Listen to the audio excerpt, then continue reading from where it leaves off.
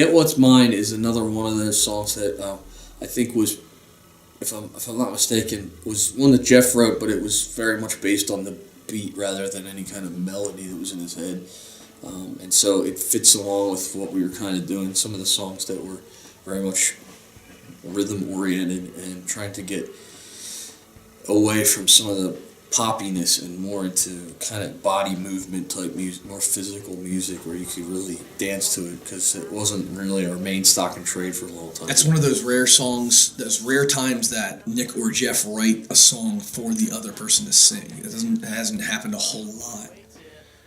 Serpent Sly was like the first time in the War Stories album, but that song, I mean, for the first time Geoff laid it down, he knew that Nick was going to be that, and we knew when we heard the demo that, oh yeah, Nick's gonna step into the role of Judas. Transitioning from Remember to Get What's Mine is where the story takes its turn, and you can hear it symbolically at the end of Remember, how that fades out and kind of detunes and gets a little sinister, and you hear Judas's plot. And what I had seen in most passion stories from in a media, you know, as portrayed on television, film, and music, was Judas was always portrayed after having betrayed Jesus as being remorseful, which is biblical and totally true, but almost in a sympathetic light. And I wanted to differentiate between Peter's remorse and repentance, as it's contrasted in scriptures, godly sorrow, worldly sorrow. I felt that if we were to have a Judas song that was in that same vein, it would be too close to the Peter song, which we already had in the can, as it were, "Betray My Beloved," which we renamed thrice. So I decided to go the other way and to have the Judas song come before he actually betrays Jesus, and he's kind of got this idea in his head that he's somehow doing a service and helping himself out as well. And I kind of like it. You know, we often joke that like the bad guy always gets the best song, and that wasn't the initial intent. And it was interesting to write a song knowing that I wouldn't be singing it, but I feel like in writing it, it's perfect for how Nick played the role. It's got kind of a sinister sound to it, and Judas is very kind of sarcastic, and at that point he's in his what you could consider his own version of glory. It's more of a picture of his heart. It's greedy and it's arrogant and decadent, and that's kind of what the song is like in a way.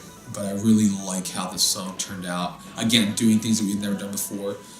Percussion, you know, from a bongos, congas type standpoint, an organ solo, you know, like things like that we've never really tried.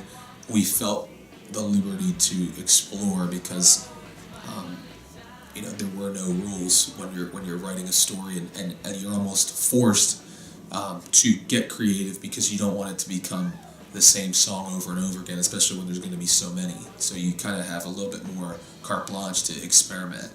And Get What's Mine is a good example of that. And I like how much we focused on the rhythms of the songs, and I feel like they really set the tone. So that the instrumentation is not very complicated. It just really rests in the performance of the lead vocal and the drums and the rhythm section. And Get What's Mine is a good example of that. And I like that when that song had been written, and Nick actually incorporated that idea when introducing the character of Judas back in the bittersweet, where he says, you know, let me have what's mine.